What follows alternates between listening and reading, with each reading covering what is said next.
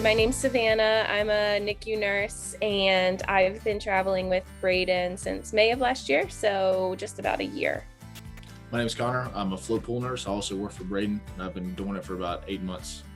When we first started traveling, we were separated. So we had a house in Virginia. Connor was in Baltimore on a crisis contract with a different company, just a really short contract until I was done. So when we were looking at housing for further contracts, we knew it was going to be rather difficult with two dogs that both weigh over 50 pounds. So we were worried that that was going to be an issue wherever we got contracts. And we knew it was going to be very expensive for a pet deposit and things like that. So we wanted our boys to always have a place that was that was ours and was familiar for them. We got tired already of moving. We only moved like twice in 3 years, maybe three times in 3 years we moved. So when we started traveling, we were like, God, we do not want to move our stuff from place to place to place and out of apartments and things like that. So the camper, we literally just leave it as is, put the slides in and take off and go on our way. So it's really nice. Well, for starters, driving out here, you can't go under bridges that ain't tall enough to get the camper under. Which was different. We had to download a special app for that. But then just once we got out here, getting hooked up and everything like that, was hard. Driving the vehicle with a 42-foot camper on the back of it's pretty interesting as well, to say the least. Making turns and stuff like that, turning it up, backing it around. It's a new challenges and things like that. But getting out here, getting hooked up was probably the hardest part for us. Yeah. Finding things that we needed, maybe didn't already have, or maybe that we needed extra of, was a big deal too.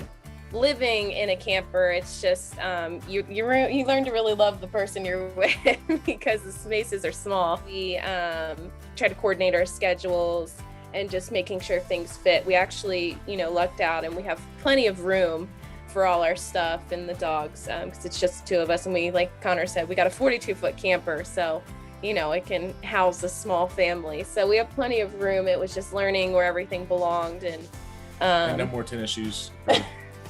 Whatever. And just learning like the knacks of like when to empty our dump tanks and things like that, which is so nasty, but no one ever tells you about. So you got to kind of learn as you go.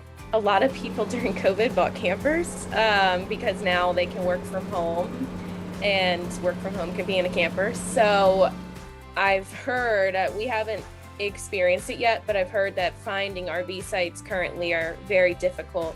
We're actually waiting to hear back from the park that we called in North Carolina. It's on like the North Carolina-Virginia border to see if they have room, but it's been kind of touch and go as so what I've heard. So I know that a lot of people are having issues with getting nice contracts, but then they can't get an RV site. So that's definitely a challenge I think we're facing going forward. But other than that, transition-wise, we transitioned really well, I think. And, we are really enjoying it. It's definitely a big change, but we just ultimately, it was like the best decision for us at the time. And I think we still agree that it's still been the best decision for us. So. Yep.